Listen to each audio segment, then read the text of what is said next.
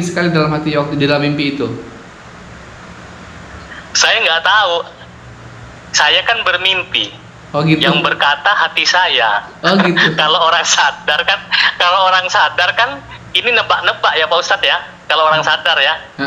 Ini kan mimpi dalam kita bermimpi, ceritanya seperti itu ya, ceritakan. Saya ceritakan apa adanya. Gitu. Jadi dalam hati saya itu, dalam mimpi saya bercerita seperti itu. Oh begini ya bentuk Rasulullah. Saya terpana Pak Ustadz ya, terpana. Jadi Rasulullah itu mencium pipi kanan kiri saya. Setelah duduk pipi itu kanan saya diciumnya. Setelah duduk dicium. Iya, langsung dicium pipi kanan saya, pipi kiri saya diciumnya. Lalu kepala saya diusarnya, kepala anak saya yang laki-laki yang tua itu diusarnya, istri saya itu tidur di dekat pahanya Rasulullah. Ya, dekat inilah gitu ya. Jadi saya bengong Pak Ustadz, oh begini ya bentuk Rasulullah. Masih saya diam tegamam gitu. Tapi wajah beliau itu nggak bisa dilihat, nggak bisa. Nur Pak Ustadz ya. Tapi kalau dia senyum kelihatan gitu. Mimik senyumnya itu kelihatan gitu. Jadi saya tanya Pak Ustadz, saya penasaran nih, kan dalam hati saya ngomong, oh gini bentuk Rasulullah gitu ya. Jadi saya penasaran, saya tanya, apakah sampean Rasulullah? Beliau senyum saja, senyum, lalu tangan saya dipegang, diambilnya, dibawa ke tanah. Kami kan ceritanya duduk di pasir nih, pasir, melangkah naik jembatan, turun jembatan, ketemu tanah, seakan-akan ada perbatasan tanah dengan pasir begitu ya. Jadi saya duduk saya jalan sama beliau dipimpinnya, tangan saya dipegang, dibawa ke tanah. Di tanah itu ada batu besar, batu kali. Jadi saya duduk sama beliau, duduk berdua, lutut ketemu lutut. Saya masih mandang Pak Ustadz, masih heran masih. Saya pandang istri begini bentuk Rasulullah tinggal? Nggak ada, tinggal. Nggak ikut, saya berdua aja. Jadi saya tanya lagi Pak Ustadz, dalam hati itu kan saya waktu duduk itu saya bertanya, dalam hati saya itu masih bengong, masih heran. Dalam hati saya ngomong, oh begini bentuk Rasulullah, masih begitu aja kayak orang heran-heran bengong gitu Pak Ustadz. Jadi saya tanya lagi, apakah sampean Rasulullah? Beliau senyum lagi dia. Sebentar, saya lihat kanan kiri dia. Sebentar Mas Rohil, apa yang membuat Mas Rohil itu terbengong-bengong melihat Rasulullah waktu itu? Apa perasaannya dalam mimpi itu? Apa yang membuat kagum gitu loh? Karena saya nggak pernah lihat Rasulullah kan? Nggak, maksudnya nggak pernah. Apa perbedaannya dengan manusia biasa gitu? Apa yang membuat Mas kagum melihat itu waktu itu? Yang jelas begini, yang jelas selama ini kan orang mengidam-ngidamkan ingin ketemu sama Rasulullah gitu ya. Jadi ketika di dalam mimpi itu saya merasa gimana? Merasa heran, bengong, bentuknya gitu ya. Oh begini bentuknya gitu ya. Bentuknya saja sih, wajahnya nggak bisa dilihat. Jadi saya tuh, oh masa iya sih saya ketemu sama Rasulullah, dalam hati saya seperti itu. Ingin meyakinkan. Jadi, ya. Iya, maka saya di sini kan bertanya, apakah sampean Rasulullah begitu? Kan pertama kali saya bertanya, beliau hanya senyum.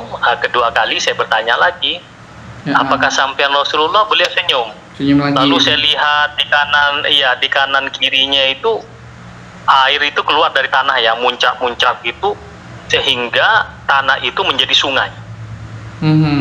Airnya jernih, mengalir ya, mengalir menjadi sungai, bening menjadi sungai. Jadi saya lihat air bening, saya lihat lagi Rasulullah, saya tanya lagi ketiga kalinya, apakah sampean Rasulullah? Beliau senyum lagi, lalu menunjuk ke arah sebelah kanan. Ya, sebelah kanan di situ ada rumah gubuk ya, atap daun. Jadi di situ ada eh, ini apa, kulit kambing ya, kertas kulit kambing. Di situ ada tulisan Muhammad bin Abdullah. Ketika saya lihat Muhammad bin Abdullah, saya baca, wah ini Rasulullah kan gitu. Begitu saya lihat nggak ada lagi, nggak ada. Saya bangun. Halo. Dalam hati saya, wah ini benar. Ya, halo. Iya. Terus? Ketika saya baca Muhammad bin Abdullah, beliau kan menunjuk. Saya bilang, apakah sampean Rasulullah? Beliau hanya senyum lalu menunjuk ke sebelah kanan. Di situ ada tulisan Muhammad bin Abdullah. Dalam hati saya, wah ini benar-benar Rasulullah nih. Begitu saya noleh lagi ke depan, saya nggak ada. Beliau udah nggak ada. Langsung saya kaget, bangun, sujud syukur. Saya bangunkan istri saya. Mama, saya bilang, saya ketemu Rasulullah. Istri saya nggak menggubris. Masa iya sih, cuma gitu aja gitu. Akhirnya saya tahajud. Habis tahajud, nah sholat subuh, yang tadinya saya mau berhenti nggak jadi berhenti, lanjut sampai sekarang. Alhamdulillah sudah 2 tahun lebih. Oke, pertanyaan berikutnya Mas ya. Alhamdulillah. Halo, pertanyaan berikutnya. Ya. Setelah bermimpi itu, berapa lama kemudian penyakit Mas itu sembuh total?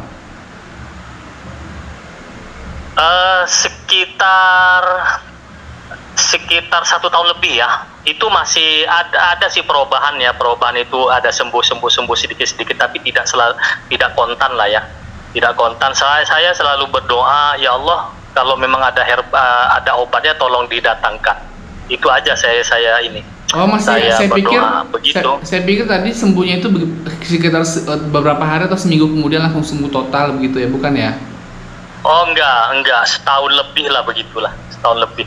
Memang ada kesembuhan, tapi tidak spontanitas ya, tidak. Saya cari herbalnya, selalu saya berdoa, ketemu herbalnya, alhamdulillah sembuh sampai sekarang. Yang tadinya ngambang jalan 10 meter sekarang enggak.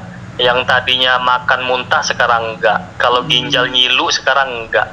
Liver enggak. Kalau dulu ya, herbal mana, kata orang bagus saya beli, biar 5 juta saya beli herbal itu, tapi nggak ada perubahan, nggak ada. Jadi karena berkah Rasulullah, salawat, alhamdulillah, istilah herbal yang saya makan itu menjadi barokah itu. Oke, nah sudah istiqomah mengamalkan 10.000 salawat dalam 2 tahun, pasti banyak keajaiban yang dirasakan ya. Apa yang paling berkesan yang tidak dilupakan gitu? Ini nih, setelah ketemu sama beliau itu kan, saya kan dalam keadaan sakit masih sakit saya. Oke. Jadi ada gurunya anak saya ini kena penyakit apa sih, nggak tahu apakah itu kanker getah bening apa itu, saya nggak kurang paham ya. Yang jelas dia sudah sakit 3 tahun ya. Sakit 3 tahun, lehernya itu kalau sembuh nanti tumbuh lagi di tempat lain bisul ya, ngocor terus, ngocor nanah terus gitu ya. Jadi bertambal-tambal lah itu leher itu. Itu guru anak saya. Jadi saya nggak, waktu itu istri saya mau ngambil rapor. Guru ngaji. Oke. Guru ngaji. Jadi waktu itu ngambil raport ngaji lah begitu ya. Jadi saya nggak mau waktu itu, sore-sore istri saya ngajak, ayolah kawanin saya mau kita ngambil rapor anak kita, dia bilang gitu. Udah lama duluan aja, saya bilang, saya lagi ini, malum kita kan sakit kita kan. Saya bilang saya bilang lagi mau istirahat. Oh dipaksa terus, dipaksa. Ya udah akhirnya berangkat saya. Nyampe ke masjid di sana, ternyata saya itu sama Allah mau ditemukan dengan Ustadz tadi itu yang sakit 3 tahun itu. Udah pasrah dia. Oke. Jadi dalam hati saya, mungkin saya mau ditemukan sama orang ini ya begitu. Pak Ustadz, dalam hati saya ini mau diobati begitu ya. Dalam hati saya mau ngobati. Pak Ustadz, ke rumah saya obati. Nggak percaya dia. Nggak percaya. Ya, dibilang gitu aja. Pak Ustadz, udah ke rumah aja, bilang. Jadi baru kenal aja, sok-sok akrab gitu. Pak Ustadz, ayo ke rumah, kamu itu pusing, kepala kamu dalam hati saya itu pusing gitu aja. Sebentar, Kamu itu pusing, ayo ke rumah. Mas Rahoylil, kenapa Mas Rahoylil bisa percaya diri mau ngobatin? Apakah sebelumnya pernah punya pengalaman untuk mengobati orang atau bagaimana? Saya yakin Mas ya, berkah sholawat 10.000 ini, kalau dalam hati saya itu mantep, udah mantep, begitu. Oke, lanjutkan. Ada lagi sih yang meyakinkan saya, ada satu kejadian sih yang meyakinkan saya. Apa itu? Jadi ini kan kejadian kedua kalinya nih. Ada pasien koma itu minta izin mau disuntik ya, mau disuntik, suntik apa begitu, harus izin sama orang, persetujuan keluarganya. Kalau nggak disuntik ini orang ini bisa fatal. Kalau disuntik ya, disuntik nggak disuntik ini fatal begitu. Jadi saya waktu itu saya itu hatam 10.000, istri saya datang cerita gini-gini, ya udah nih air selawat nih, mudah-mudahan dapat barokahnya. Pas waktu itu saya hatam 10.000, ya udah kasih diminum, disuntik, nggak terjadi apa-apa, alhamdulillah. Terus langsung sembuh? Nggak, jadi sembuh. Jadi saya yang bingung nih, saya kan sakit. Iya. Ketika saya hatam 10.000, saya tiupkan ke air, saya minum sendiri, saya nggak sembuh-sembuh. Jadi bingung saya, Pak Ustadz, bingung. Jadi ketemu sama Pak Ustadz tadi itu, cerita tadi itu, Pak Ustadz udah ke rumah aja, kamu saya obatin, saya bacain sholawat, saya kasih madu, insya Allah 3 bulan kamu, saya bilang sembuh, amin gitu ya. Dalam hati saya itu, ya udah mantap gitu Pak Ustadz. 3 bulan sembuh benar Pak Ustadz.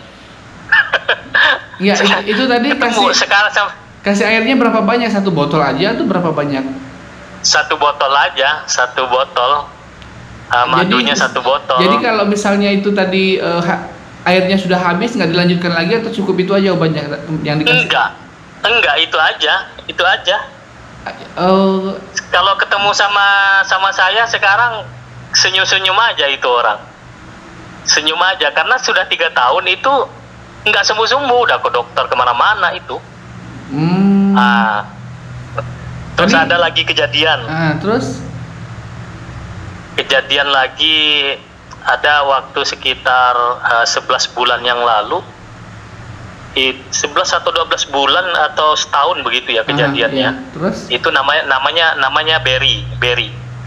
Berry ini punya kakak, dia itu mau jual ginjalnya untuk adiknya tadi itu. Adiknya kan sakit ya. Sakit 3 tahun nggak bisa bangun-bangun ya. Sakit ginjal berarti? Itu sakit ya. Gara-gara ginjal? Bukan, Berry, yang sakit ini kan Berry, sakit 3 tahun. Ya. Dia punya kakak mau jual ginjalnya untuk pengobatan adiknya. Oh, karena nggak kan bisa heboh pembiayaan obatnya nggak tahu dari mana. Iya, karena selama 3 tahun itu dia berobat, bapaknya kan jual makanan ya, jual nasi gitu, habis-habisan bangkrut. Si Berry ini sakit apa gitu, boleh tahu? Sakit apa dia? Nggak tahu juga ya, saya juga nggak ngerti. Dia itu komplikasi lah gitu, karena pernah dibantu sama gubernur kami Sutarmiji itu, dibantu dimasukin ke rumah sakit pun nggak ada perubahan. Oke. Nggak ada perubahan. Terus selanjutnya? Jadi saya lihat di Facebook ya, mau jual ginjalnya, saya kasihan, pikiran saya mantap lagi nih. Mantap lagi. Saya panggil, saya telepon, kamu ke rumah, saya bilang. Saya bantu, saya bilang. Begitu datang ke rumah saya ini, saya kasih herbal, saya kasih madu, saya bacain sholawat. Dia nggak yakin. Bacaan sholawatnya berapa banyak? Iya. Waktu itu? Saya setiap hatam Pak Ustadz. Oh, hatam gitu. 10.000 saya kasih gitu. Oke. Terus? Saya pikiran saya kan lagi mantep. Ya udah kasih sama adiknya, ya itu aja. Dia nggak yakin dia tuh, masih dia mengharapkan bantuan untuk ke medis. Akhirnya dia itu sudah puas ke medis, nggak ada perubahan, akhirnya nyerah juga dia. Datang lagi, ya udahlah saya minum punya bapak aja bilang. Dalam hati saya nih, selama dikasih ini nggak diminum-minum nih artinya.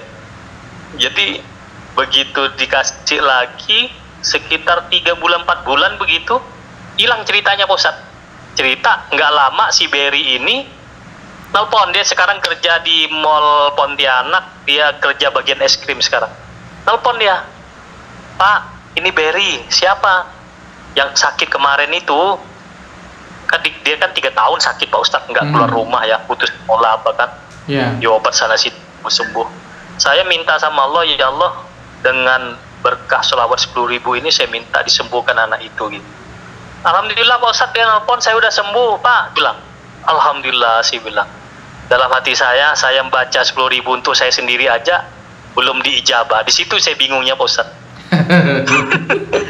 Bingung saya, kadang-kadang juga bingung bahasa. Jadi nyobain orang bukan satu orang, banyak orang yang saya coba sembuh semua. Tapi kalau untuk saya sendiri enggak. Gitu ya, itu wallahu a'lam bishawab. Oke. Jadi, terus? Jadi tapi saya tidak mengahlihkan. Saya selalu bilang sama pasien yang saya obati itu, jangan pernah bilang bahwa saya begitu. Bukan apa, nanti kita kan dikira dukun, dikira apa, padahal kita kan nggak tahu apa-apa. Cuma ya Allah dengan berkah selawat, ya dengan berkah selawat ya Allah mohon disembuhkan. Itu aja doanya. Oke, berarti setelah tadi mengobati beberapa orang, berarti sudah banyak yang dibantu seperti itu. Misalnya ada yang datang tiba-tiba, oh Mas kan bisa ngobatin, tolong dong ini begini-begini. Ada yang bilang begitu atau gimana? Nggak ada Pusat. Memang saya kadang-kadang kalau ada si bapaknya itu kan tetangganya itu kan bingung kok sembuh, berobat di mana. Itu ada Habib, padahal saya bukan Habib kan. Dia itu suka wirid orangnya, dibilang gitu. Saya marahin dia. Saya bilang bukan apa, nanti kan dikira kita dukun apa segala macam kan. Okay. Saya bilang nggak usah Pak, nggak usah disebarin, saya bilang, karena belum tentu kita ngobati itu sembuh. Itu kan berdasarkan hati Pak Ustadz. Iya. Hati. Kalau hati kita srek sembuh gitu ya, ini sepertinya sembuh. Hati-hati kadang-kadang hati itu berkata seperti itu gitu. Oke. Kalau dipaksakan nggak bisa. Ceritain dong tadi yang cerita dikasih rumah 4 itu bagaimana ceritanya? Hadiah rumah. Oh, ceritanya begini. Saya kan ini ya selalu minta sama Allah, baca selawat segala macam kan. Jadi ada temen nih datang, temen Holil bilang, kamu kan banyak keluarga nih di Ploper, cobalah ini tanah nih ditawarin.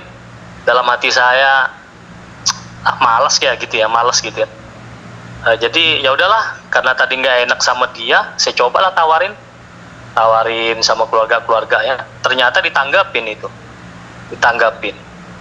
Jadi sebelumnya memang sih saya butuh rumah sebelumnya. Saya sampai kadang-kadang, ya Allah ya Rasulullah, saya bilang saya nggak punya rumah nih, minta rumah, saya bilang ya Allah, saya bilang gitu ya. Itu kejadian tahun berapa ya? Karena kan kita sekitar setahun lebih lah begitu, setahun lebih. Oke, terus? Jadi ya udah, saya mau nih tanah ini, bilang saya kasih duit kamu ya. Saya bilang kalau duit saya nggak mau, saya bilang saya nggak mau uang, saya maunya rumah, saya nggak punya rumah, saya bilang. Ya udahlah, saya kasih kamu satu, kok satu saya nggak mau, saya bilang, saya minta 2, saya bilang. Ya udahlah, saya kasih. Kan bagi bangun itu 300 unit ya, berapa keuntungan dia kan miliaran itu, bisa sampai 10 miliar kan. Jadi kalau saya minta 2 nggak apa-apa lah gitu kan. Jadi yang punya tanah tuannya ngasih 2 juga, jadi dapat 4. Alhamdulillah sih sampai sekarang lagi proses pembangunannya ya, alhamdulillah. Jadi yang keempat itu belum dibangun ya? Yang keempat itu belum dibangun rumahnya. Kenapa? Rumah yang 4 itu belum lagi proses berdiri. Pak. Belum lagi proses karena kan surat menyuratnya aja 1 tahun baru selesai. Oh, berarti masih ngontrak sekarang? Pengurus. Oh enggak, saya tinggal di rumah mertua. Oh begitu. Ya. Iya, karena kan saya kan sakit dalam keadaan berobat ya. Jadi uang tuh habis ke berobat aja gitu. Itulah karena kita tadi sabar, itu Allah istilahnya ngasih gantinya gitu. Tapi Berkah kan sholawat itu. lumayan juga tuh kalau 4 rumah kan, satu rumah satunya berapa tadi? 165 juta ya, berapa? 160 kalau sekarang Pak Ustadz. Oke, 160 juta per satu unit, kalau dikali 4 sudah berapa itu? Udah lumayan lah, alhamdulillah Pak Ustadz, ya, alhamdulillah. lumayan itu ya, kalau diuangkan kan lumayan, luar biasa itu. Alhamdulillah.